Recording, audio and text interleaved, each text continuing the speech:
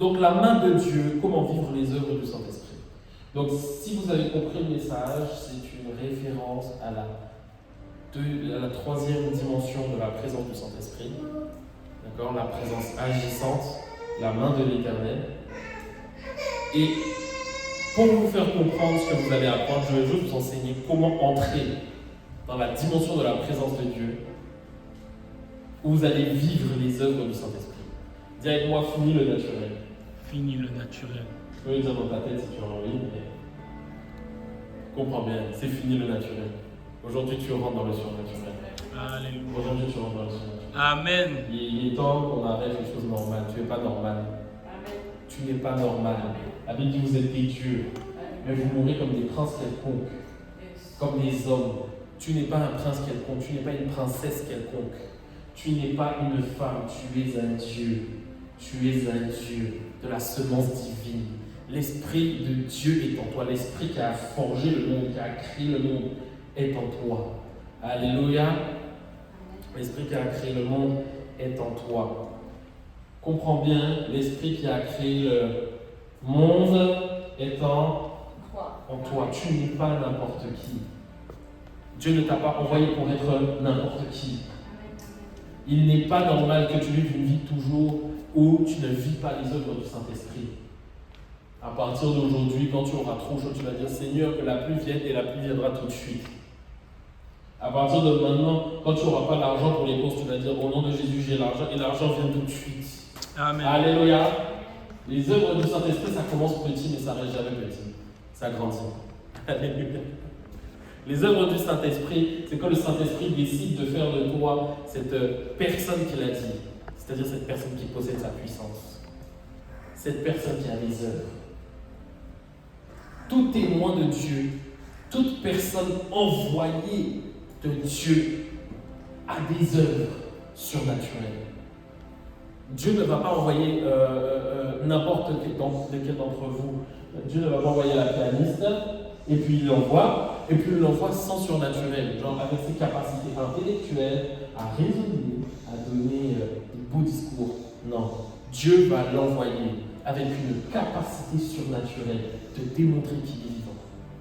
Alléluia. Et c'est en fonction de comment vous comprenez ça que Dieu vous bénira. Si pour vous, oui, bon, j'y vais, de toute façon j'ai Dieu, et puis tu y vas comme ça, ben tu auras de l'impact, mais pas autant que si tu y vas quand tu sais que le surnaturel est avec toi. Alléluia. Vas-y avec ta foi vivante, pas ta foi endormie. Alléluia. Vas-y avec ta foi vivante. Alléluia.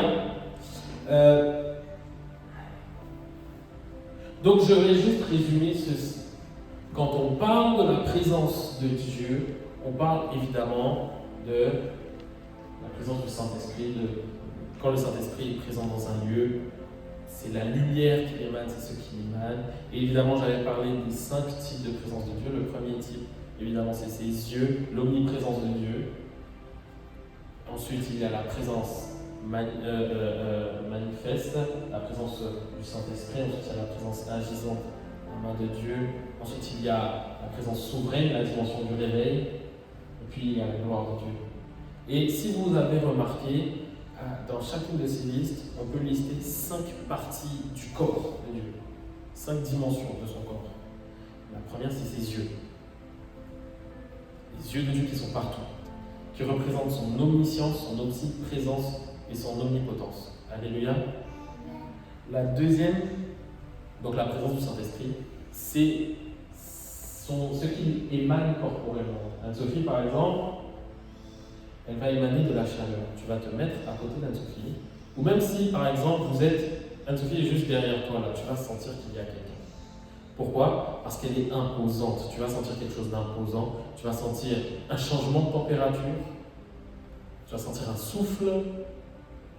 Et bien ça, c'est ça qu'est la présence corporelle du Saint-Esprit.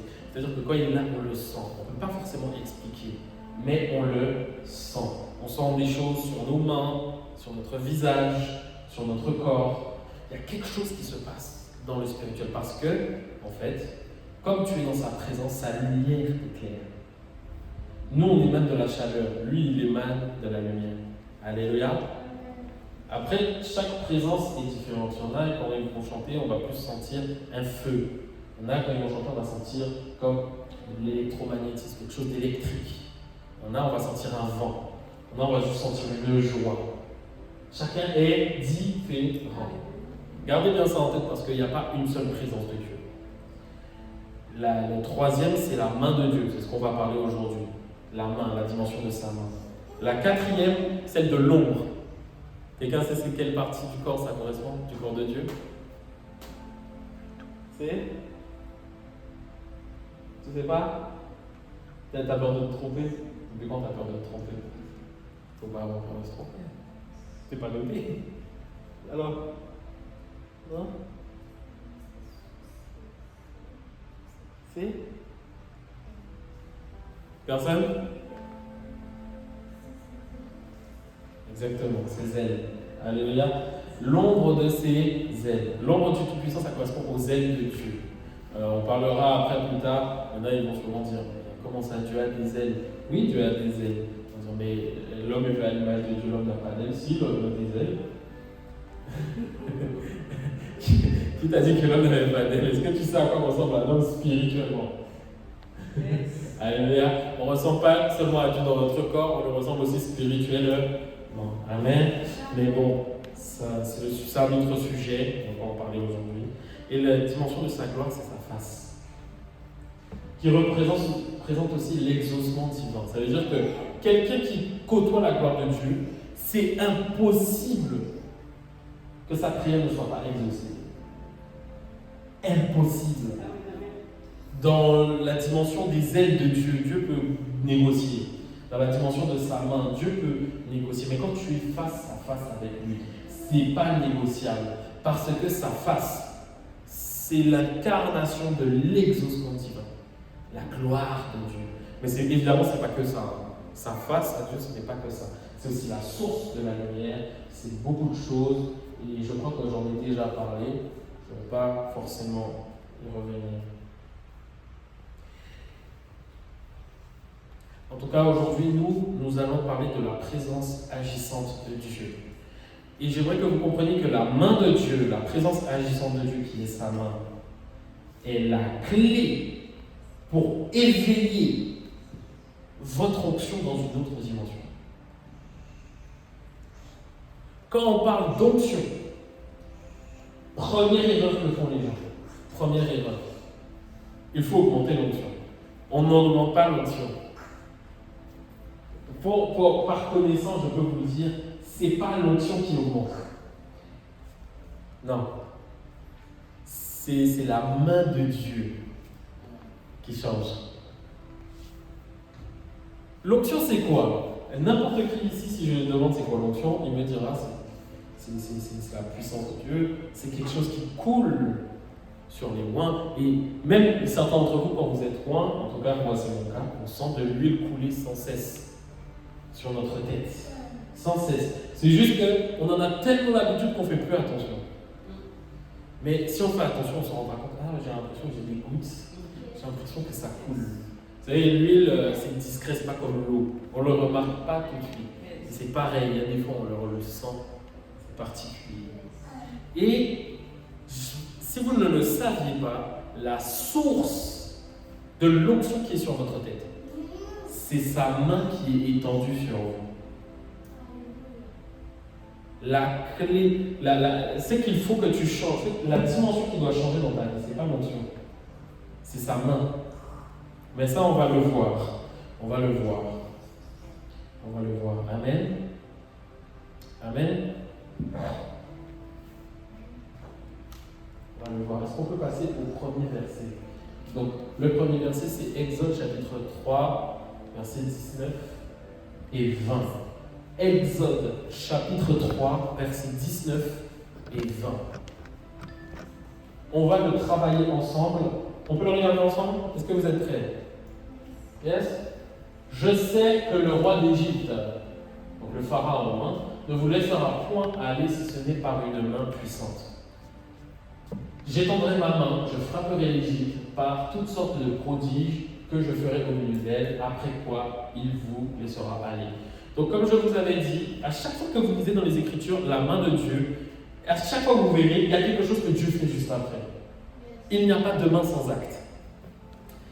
Et la chose qui est intéressante que vous devez noter, c'est si ce n'est par une main puissante, il a précisé puissante parce qu'il est possible que votre main, la main qui est sur vous, ne soit pas puissante. Moi, la première onction que j'ai reçue, elle était juste pour enseigner. C'est tout.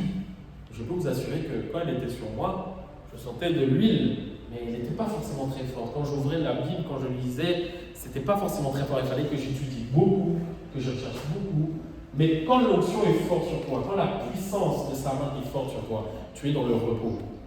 Aujourd'hui, un verset, je peux en tirer 10, 20 révélations. Si vraiment je force, je peux en tirer 10, 20 révélations. À une époque, c'était pas ça. Lire des chapitres entiers. Et c'est là où je vous emmène. C'est que l'onction offre le repos. Moi, je vous parle pour l'onction des révélations, pour lire les Écritures, mais je pense que c'est pareil pour tout. En fonction de ce qu'il y a sur vous, c'est facile ou c'est difficile. Ce qui change, c'est la main sur vous, la main puissante. En Israël, à cette époque, il y avait des moines déjà. Il y avait des gens qui pouvaient prophétiser. Il y avait des gens qui avaient certains dons, qui pouvaient parler au nom de l'Éternel. Mais ce qui leur manquait, c'était une main puissante. Et vous savez, le mot main en hébreu peut être traduit par un autre mot. Devinez, bon, vous n'avez jamais deviné, je vais vous le dire. Ça peut être changé par le mot portion.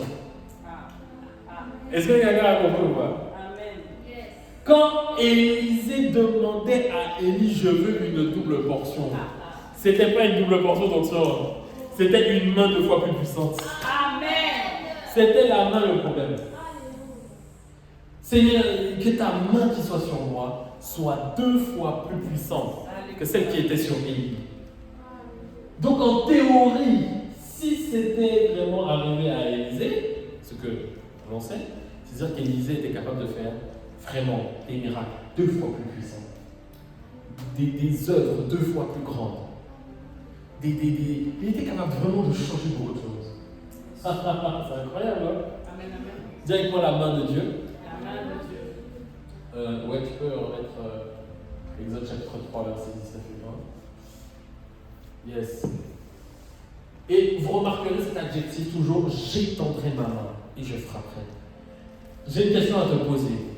Pourquoi tu n'as pas d'œuvre? Est-ce que la main de Dieu est étendue sur toi? C'est ça la clé. La main de Dieu doit s'étendre sur toi. Si tu as quelque chose à noter aujourd'hui, note ceci. Il faut que je jeûne, il faut que je prie et que je demande à Dieu d'étendre sa main. Les disciples, ils n'ont pas cherché avec des clés. Ils ont juste dit à Dieu, Seigneur, étends ta main pour qu'il se fasse par nous des signes, des miracles, des prodiges, des guérisons au nom de tout ça, serviteur Jésus-Christ. Et c'est arrivé. C'est arrivé. Alléluia. Amen. Dieu agit en fonction de la main qu'il y a sur toi. La chose que j'aime avec l'histoire de Moïse, c'est que Moïse a rencontré le buisson.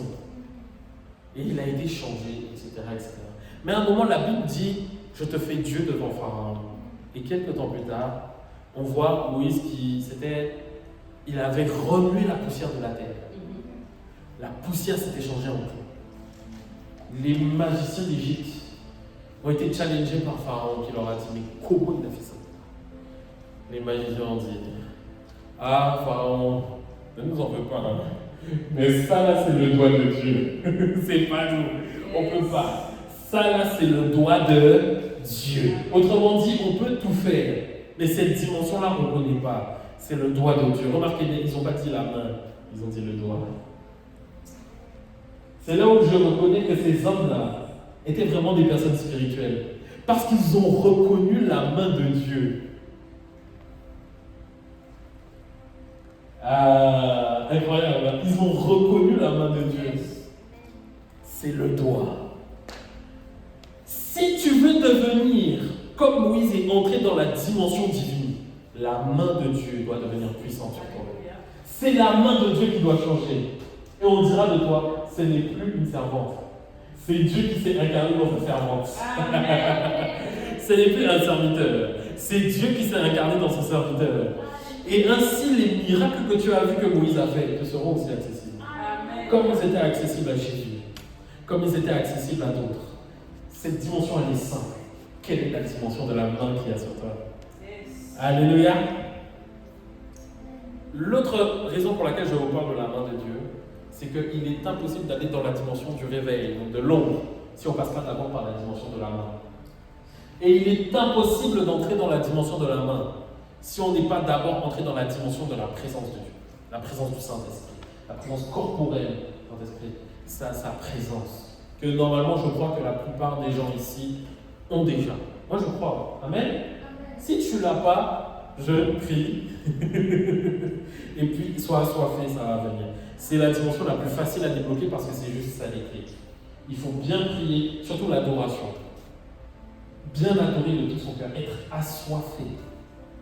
Et jeune prie, et à un moment, tu vas voir, ça va grandir, grandir, grandir. Et un jour, tu vas juste dire, Seigneur, la présence de Dieu sera déjà là. Alléluia. Mais à partir de la dimension de sa main, c'est différent. Il faut comprendre. Il faut comprendre pourquoi on ne l'a pas et comment faire pour l'avoir. Comme je vous l'ai dit aussi, c'est la dimension que la plupart des serviteurs sont. Donc, beaucoup y arrivent. Beaucoup y arrivent. Mais très peu arrivent à progresser dedans. Parce qu'elle est là la difficulté. Progresser dedans. Progresser dedans. Très compliqué.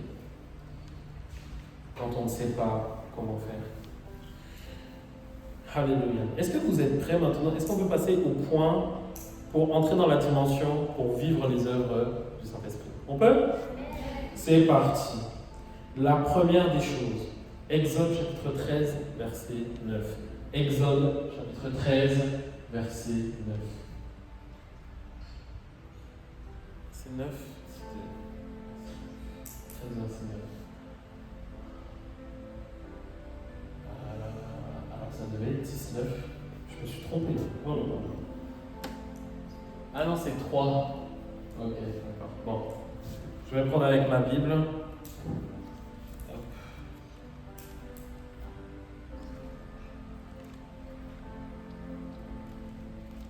Ma Bible. Exode chapitre 13, verset 9. Est-ce que quelqu'un y est déjà? Vous y êtes déjà ou pas? La première clé pour vivre cette dimension que tu as besoin.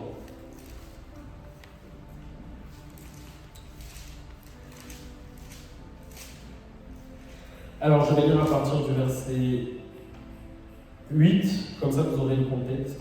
Tu diras alors à ton fils, c'est en mémoire de ce que l'Éternel a fait pour moi que je suis sorti d'Égypte. Ce sera pour toi comme un signe sur ta main, comme un souvenir entre les yeux, afin que la loi de l'Éternel soit dans ta bouche, car c'est par sa main puissante que l'Éternel t'a fait sortir d'Égypte. Alléluia. Merci, prophète Laurent. La première des raisons pour laquelle beaucoup de gens accèdent à la main de Dieu, la première raison, c'est à cause du souvenir et de la mémoire. Comment on fait pour y accéder? La première clé, c'est le souvenir et la mémoire. Qui arrive à se souvenir de tout ce que Dieu a fait dans sa vie?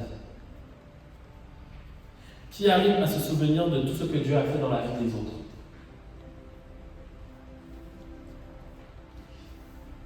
Si je vous cite un grand serviteur que vous aimez, est-ce que vous serez capable de me citer ne serait-ce que 5 des miracles qu'il a fait? C'est des questions rhétoriques, hein, vous n'êtes pas capable d'y répondre, c'est juste pour vous faire réfléchir. À quoi ça sert? En fait, la puissance et la main de Dieu est attirée par les gens qui la célèbrent. Si vous ne gardez pas en tête que c'est par sa main que vous avez obtenu tout ce que vous avez obtenu, vous allez faire fuir la main de Dieu. Première erreur, on ne la célèbre pas. Quand vous voyez qu'il y a un miracle quelque part, il faut le célébrer. Pas juste être reconnaissant, bien aimé, il faut le célébrer. J'aime bien l'église du docteur Paul Enenche, si vous connaissez, c'est un Nigérien. Et en fait, dans son église, à chaque fois qu'il y a un miracle, il commence la louange, il commence à danser et il célèbre. Pourquoi? Parce que déjà dans cette église, il y a énormément de miracles tous les jours, à tel point qu'ils ne peuvent pas tous témoigner, mais c'est en célébrant à chaque fois qu'ils attirent davantage la main de Dieu. Tu dois aimer ce que Dieu fait et tu dois vouloir aussi en être. C'est pour ça que des fois on a du mal à recevoir dans la vie de certains serviteurs de Dieu. C'est parce qu'on ne comprend pas que ce qu'ils ont là, il faut le célébrer. Il faut avoir quelque chose dans ton cœur qui te dise « Waouh, j'aime bien ça. J'en veux plus. J'aime bien ça. Waouh, être reconnaissant. Être plus que reconnaissant, célébrer. Soyez des gens qui célèbrent ce qu'il fait. Ça peut paraître simple comme point, mais je vous assure que c'est le commencement pour vivre cette dimension. C'est le tout début, le départ. Exode 13, 9. Ce sera pour toi ton signe. J'aimerais que vous compreniez une chose. À chaque fois que vous célébrez, que vous gardez en mémoire, que vous vous souvenez des grandeurs de Dieu, il y a un signe sur votre main et sur votre front. Yes. Ce signe attire la main de Dieu. C'est pour ça, un peu plus tard, vous voyez dans l'histoire de Gédéon, l'ange de l'Éternel le visite. Il dit, le Seigneur est avec toi, Gédéon. Et Gédéon, la première chose qu'il dit, fâché qu'il était, il dit, si le Seigneur est pour moi, est avec moi, alors où sont tous les miracles qu'il a fait en Égypte? Pourquoi il nous a livrés dans la main de Madian? Est-ce que quelqu'un a remarqué? Il n'a pas regardé au fait seulement que l'ange est venu. Il était impressionné. Mais la chose qu'il gardait le plus, c'est qu'il se souvenait de ce que Dieu avait fait en Égypte. C'est pour ça que l'ange était venu. Parce que Dieu ne vient pas chez des gens comme ça négatifs, non. Dieu a vu que lui, là, il avait la marque. Dieu a vu qu'il avait la marque. Il a gardé. Alléluia. Est-ce que tu as gardé la marque? Est-ce que tu te souviens de tous les miracles que tu as vécu à ma merveille? Est-ce que tu te souviens de tous les miracles que tu as vus depuis que tu es chrétien? Est-ce que tu te souviens de toutes ces dimensions? Et tu dois vraiment comprendre ça. Tous ces miracles, des fois on voit des personnes dans l'église, ils sont là, ils sont capables de tous les citer. Ils sont là, mais tu te souviens une fois tu avais fait ça? Et c'est Théodore qui me disait, oui, en fait, moi je me souviens de toutes les prophéties que tu as faites. Et ça, c'est un signe qui va prophétiser. Qui va prophétiser fort. Parce que quand tu gardes, tu attires. Amen. Alléluia. Amen. Célèbre Dieu pour ses miracles. Recherche les hommes de miracles. Retiens les miracles, surligne-les, aime-les, chéris les œuvres du Saint-Esprit et le Saint-Esprit fera les œuvres avec toi. Alléluia. Amen. Garde ça, garde ça. Alléluia. Donc voilà. La mémoire, le souvenir est une marque sur ta main et ton front. Alléluia. Ton front parce que ça attire l'onction. Et ta main parce que ça attire sa main. Évidemment, on va continuer.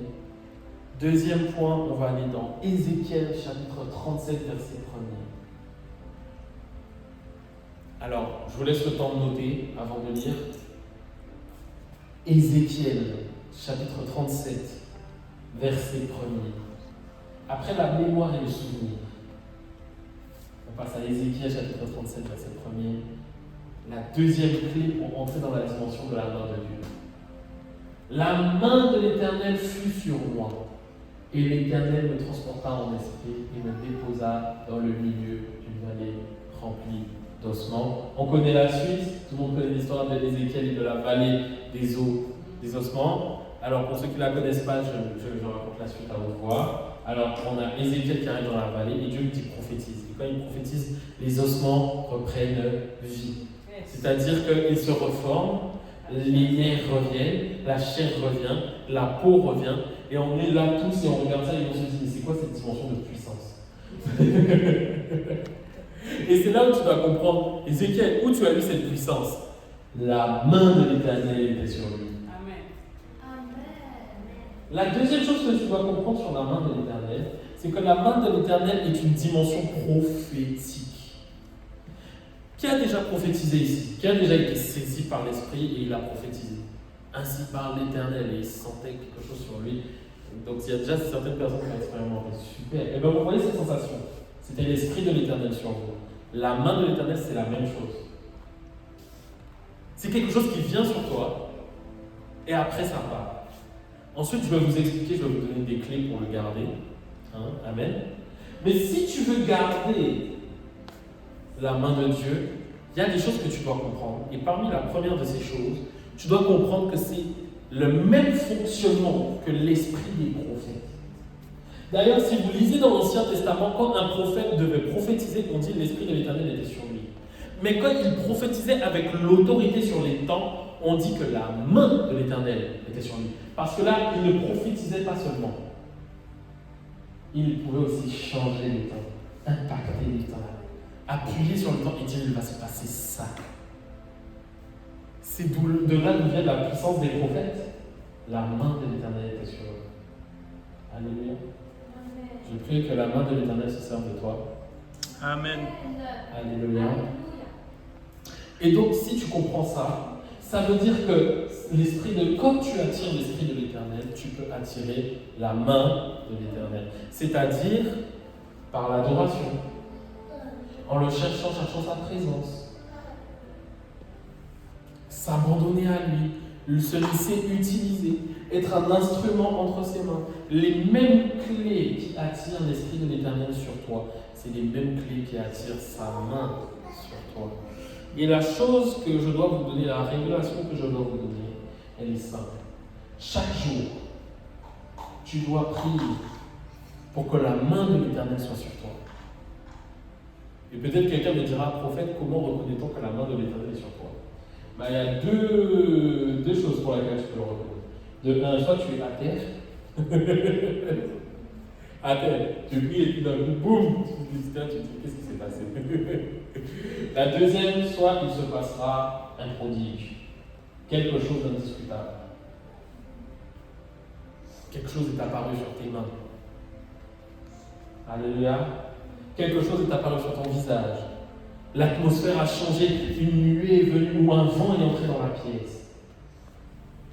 Mais la manière dont on reconnaît que la main de Dieu est là, c'est qu'il se passe quelque chose qui annonce son arrivée.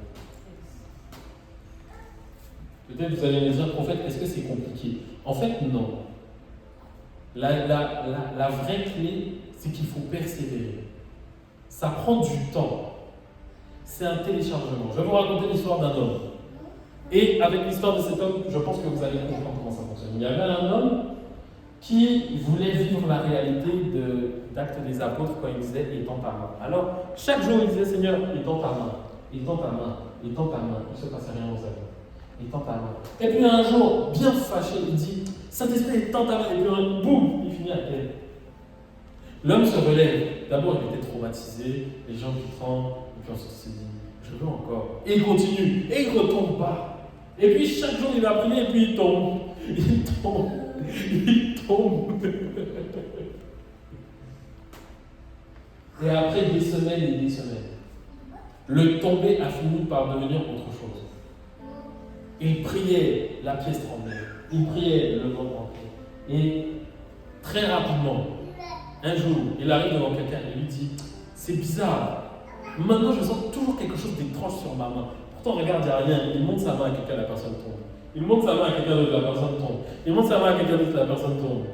Qu'est-ce qui s'était passé? C'est un téléchargement progressif.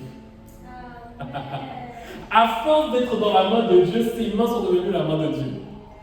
C'est ce qui va se passer. Amen. Ne regarde pas tes petits commencements. Commence. Cherche à vivre plus. Après une semaine, 2 semaines, 3 semaines, tu vas le vivre. Avec l'histoire de cet homme, j'ai fait mon expérience et j'ai constaté qu'effectivement c'est vrai. Quand tu te demandes, tu l'obtiens. Bon, après, dans ma dimension, dans ma petite dimension. Mais oui, tu vas tendre tes mains, ça. Bon, je ne sais pas ce qui s'est passé. J'ai été saisi par l'esprit. Parce que, en fait, quand Dieu étend sa main sur toi, ce qui se passe, c'est que tes mains deviennent ses mains. C'est comme ça que ses mains font pour rester. C'est pour ça que les apôtres, ils disaient au Seigneur, étends ta main pour qu'il se fasse. Et quelques temps plus tard, vous lirez que les apôtres disent quoi? Beaucoup de miracles se faisaient par nos mains. Voilà comment Dieu fait pour rester. Voilà comment la main de l'Éternel fait pour rester. Elle a besoin d'entrer dans ta main. Amen. De devenir ta main. Amen, amen. Voilà pourquoi tu dois prier, te consacrer, pour que sa main devienne ta main. Voilà la deuxième dimension dont je voulais vous parler. La main de l'Éternel était sur eux. Chaque jour, demande à Dieu d'étendre sa main sur toi. Chaque jour, demande à Dieu d'étendre sa main sur toi. Prends 10 minutes, 20 minutes, 30 minutes. Si tu as envie, tu peux prendre plus. Et puis tu insistes, tu dis Seigneur, étends ta main sur moi. Je veux vraiment que tu étends. Et des fois, cette présence-là, ça va durer qu'une seconde. Mais une seconde, ça suffit pour que tu reçoives. Alléluia. Si tu as envie de la vivre plus longtemps, vis-la plus longtemps. Mais va la chercher. Ça va te demander peut-être des jeûnes, de la prière. Je n'ai jamais dit que ce serait facile. Mais c'est là. Est-ce qu'on peut prendre 2 Rois, chapitre 3, verset 15, et je finis sur ce passage-là et on passe au prochain. 2 Rois, chapitre 3, verset 15. Maintenant, emmenez-moi un joueur de harpe, c'est Élisée qui parle. Et comme le joueur de harpe jouait, la main de l'Éternel fut sur Élisée. N'oubliez jamais, chacun a sa manière unique, c'est ce que je veux dire par ce passage-là. Élisée, lui, c'était en jouant de la harpe. Élie, c'était en intercédant. Chacun a sa manière particulière d'amener la main de Dieu. Je ne peux pas, en fait, vous dire comment la demander. Vous allez le découvrir tout seul. Amen.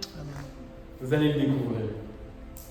Mais je vous ai donné les clés pour la reconnaître. Vous verrez, il va se passer quelque chose. Votre corps ne va pas le supporter. Votre vie ne va pas le supporter. Et puis quelque chose va rester. D'ailleurs, pendant que je parle là, ma main là, Dieu est là. Alléluia. Amen. Dieu est là. Merci Seigneur. Maintenant, 3e point. Un point que j'ai appelé le puissant ardent. Alors, je n'ai pas pris de passage pour ce point-là. Je n'ai pas pris de passage. Le buisson ardent. Le buisson ardent. Alors, pour ça, il faut comprendre l'histoire de Moïse. Et je vais vous expliquer cela à voix haute pour le 3e point. Moïse était exposé au buisson ardent. Et Dieu lui dit par le buisson ardent, j'étendrai ma main pour frapper l'Égypte. Et le Seigneur, Moïse lui demande comment, et il lui dit ceci. Eh bien, je le ferai. Mais pour ça, étends ta main. Il étend sa main. Il prend le bâton se fait en serpent. Il dit, étends ta main dans ton ventre. Il le met dans son ventre. Il ne mettra pas sur sa main. Qu'est-ce qui s'est passé? Le buisson ardent, c'était une dimension de la gloire de Dieu. C'était une apparition de la gloire de Dieu. Alléluia. Amen. Et l'exposition à la gloire de Dieu lui a accordé la main de Dieu. La révélation que je dois te donner aujourd'hui, c'est l'exposition à la gloire te donnera la légitimité de sa main. Autrement dit, qu'est-ce que ça veut dire? Quand tu pries, cherche la face de Dieu. C'est la face de Dieu qui exauce. Tu dois être exposé à sa gloire. Exposé à sa gloire. Alléluia. Alors là, je sais qu'il y a certains, vous aurez plus de mal à le pratiquer que d'autres. Ça, je sais. Mais voilà comment on pratique la gloire. Cherche à être connecté à la source de sa lumière. Cherche la source de la lumière de Dieu. Et à la source, baigne-toi. Prends la lumière. Voilà pourquoi des fois quand je prie, des fois je dis, vous avez remarqué, des fois je dis, exauce-moi par ta lumière. Pourquoi? Parce que j'ai conscience que c'est sa face qui exauce, c'est la source de sa lumière qui exauce. Et il faut bien comprendre que quand Dieu exauce, c'est par sa lumière. Parce que c'est de la source de la lumière que ça vient. L'exposition à la gloire va te débloquer des dimensions. Elle te débloquera des dimensions de miracles. Elle te débloquera des dimensions d'œuvre. Eh oui. Qu'est-ce que ça veut dire?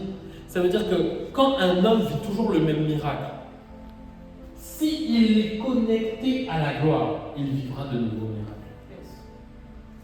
Si quelqu'un n'arrive pas à vivre certains miracles, s'il se connecte à la lumière, ça va débloquer quelque chose. N'oubliez jamais ça, l'exposition à la gloire. Alléluia. N'oubliez jamais ça.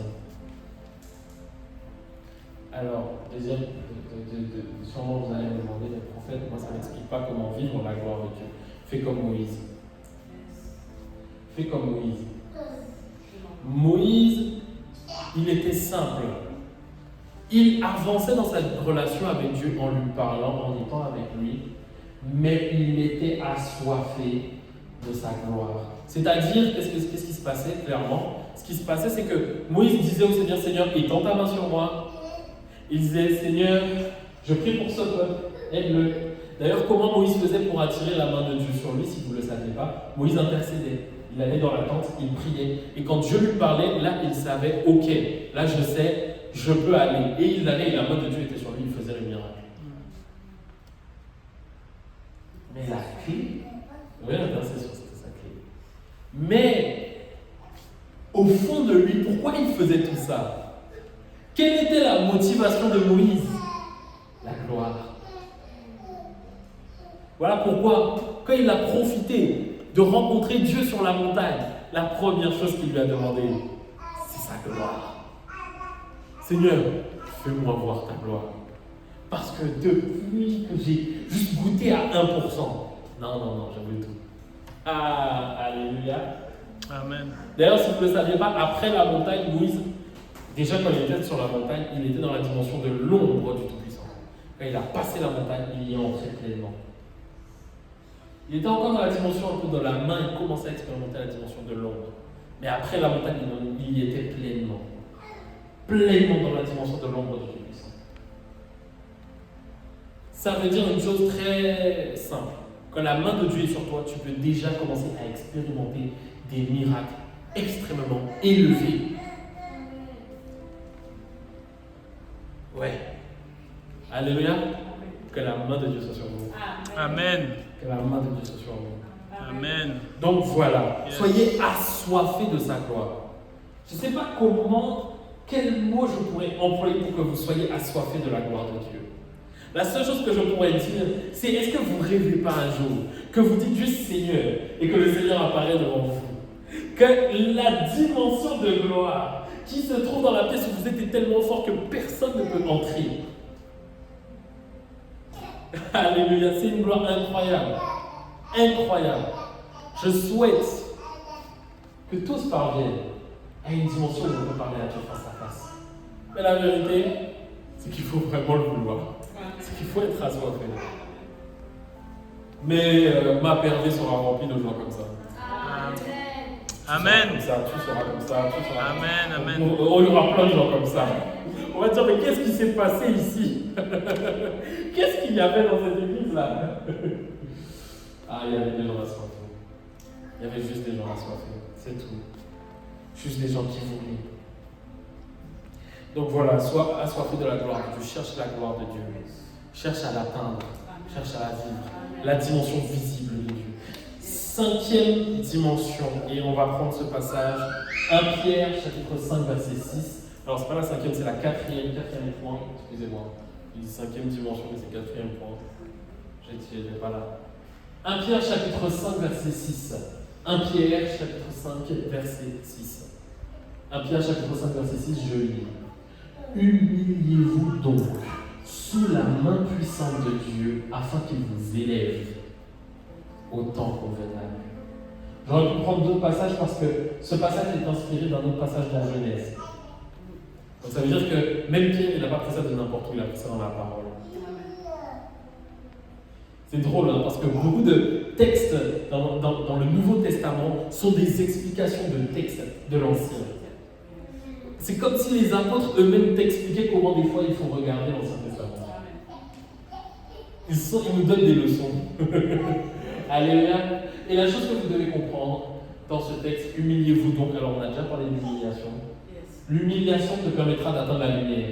L'humiliation te permettra d'atteindre cette dimension de proximité avec Dieu que tu n'arrivais pas à atteindre. Et surtout, l'humiliation est un moyen d'être exposé à la puissance et à la main de Dieu sans cesse. Comment faire pour que cette présence soit là quand on prie, c'est-à-dire du début jusqu'à la fin? Alors, je pense qu'on n'en est pas là.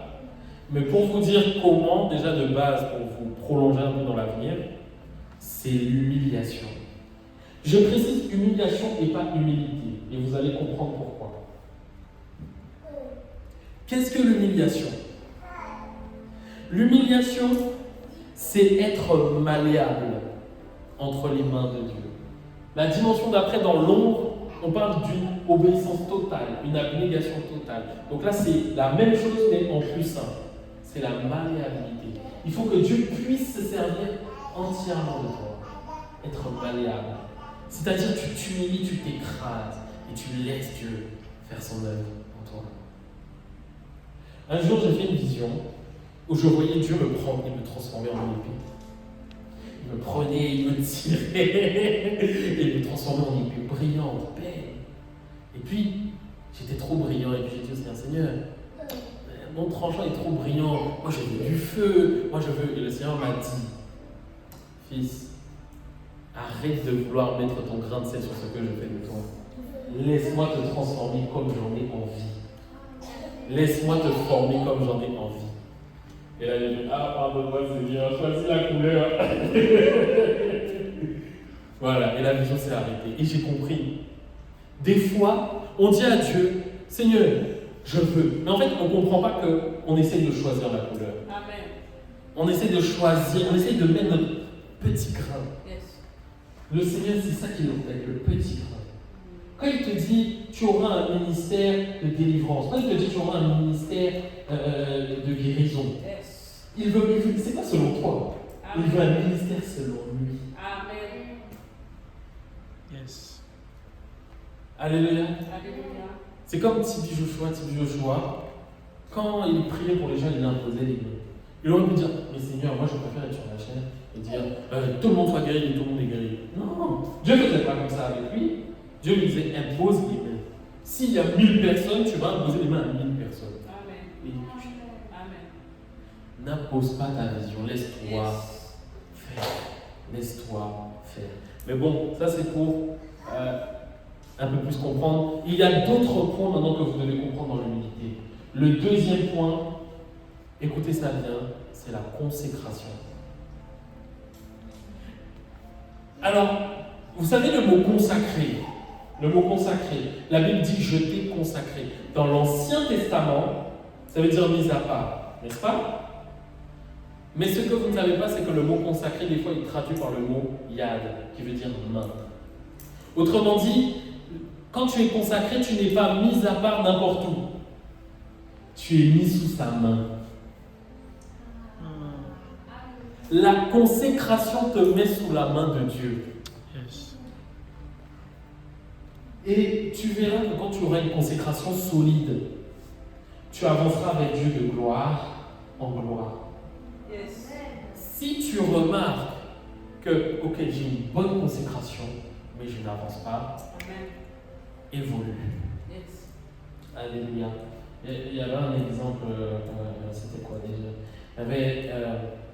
Il y avait quelqu'un qui avait une consécration avec Dieu, qui était bien, elle était parfaite. Et puis, Dieu voulait se servir de lui. Mais ça n'arrivait jamais. Et puis il a prié, il a demandé à Dieu, Seigneur, c'est à toi de moi. Regarde, je me consacre, qu'est-ce qui se passe? Et le Seigneur lui a dit, non, tu ne te consacres pas. Il a dit, comment ça? Et le Seigneur lui a dit, regarde ce que tu fais pas ça. Quelle était son erreur? Il s'était consacré selon ce que lui, il voulait faire, pas selon ce que Dieu voulait faire. Quand tu arrives dans un niveau de consécration et que tu vois que tu n'avances pas aussi vite, chaque semaine tu n'évolues pas, c'est que tu peux t'améliorer. C'est que tu peux t'améliorer et que tu vas t'améliorer. Jusqu'à ce que ta consécration soit parfaite. Et tu verras que la main de Dieu qui est sur toi sera toujours fidèle. Toujours. Elle ne manquera jamais le coche. Jamais. Tu vas prier, elle va se manifester. Alléluia. Alléluia. Évidemment, il y a des fois où la main de Dieu, tu auras l'impression qu'elle ne se manifeste pas. C'est pas qu'elle ne se manifeste pas. Si ton onction de guérison est pour la guérison, quand tu prieras, s'il n'y a personne à guérir, tu ne verras rien. Amen. Ah bah oui. Alléluia. Ne pense pas que c'est parce que tu ne vois rien que la main de Dieu n'est pas avec toi. Ah oui.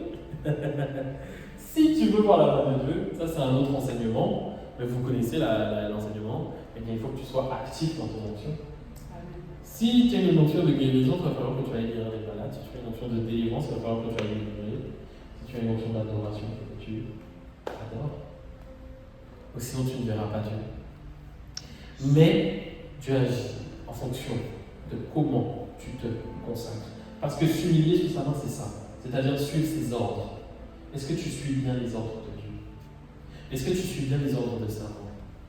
Quand j'ai reçu l'onction pour les prodiges, je me souviens, il y a un ange qui m'était apparu et il m'a dit, surtout, si tu veux vivre beaucoup de prodiges, fais ça, ça, ça, ça. J'ai retenu. Et j'ai eu du mal à le faire. À mon grand étonnement, j'ai eu du mal. Je ne comprenais pas pourquoi.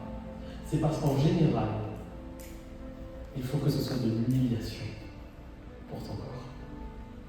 La consécration, il faut que ce soit de l'humiliation. Autrement, il faut que ce soit Dieu. Un autre parle de, à cause de ta puissance, je me suis allé solitaire. Il y en a beaucoup qui n'arrivent pas à vivre la main de Dieu à cause de leur mauvaise gestion de la solitude. Il faut que tu sois seul, mais pas trop.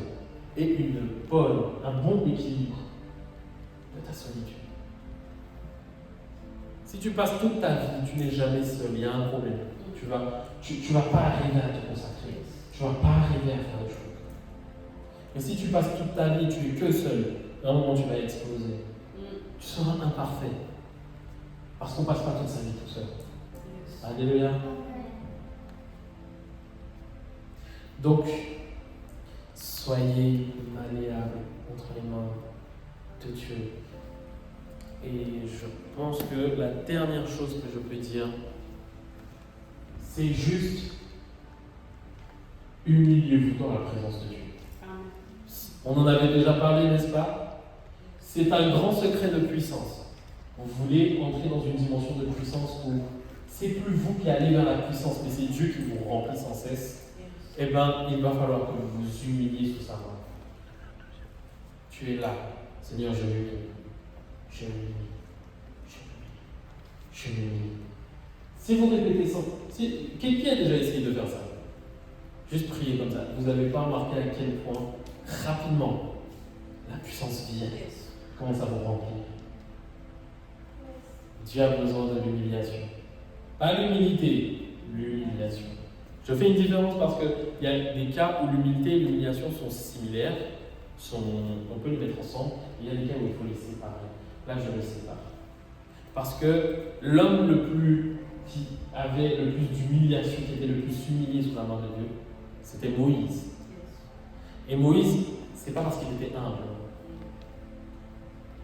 c'est parce qu'il était patient. C'est parce qu'il était cassé par la vie. C'est parce qu'il avait eu des expériences qui l'ont rabaissé. Et il s'était fait petit. En fait, la leçon qu'il avait appris de la vie, c'était de rester petit. Mais la chose qui me conforte, que ce n'était pas une mauvaise chose, c'est que Dieu l'a choisi. Et que Dieu, par ça, l'a fait grandir comme on connaît le Moïse là maintenant. Ça voulait dire que Moïse, non seulement il était petit, mais il a accepté volontairement de se faire petit. C'est-à-dire que quand il regardait son frère et sa soeur, il se disait, il faut que j'aide les autres. Il faut que je les aide. Il n'était plus dans le « Ah, je suis moins que toi ». Non, il était dans « Il faut que je t'aide à atteindre ce objectif. Il faut que je vive pour que vous aussi vous y arrivez ». Voilà pourquoi il était parfait pour être le bon berger d'Israël, le premier. Alléluia. Que Dieu nous bénisse, que Dieu nous bénisse. On va s'arrêter là, on va prier.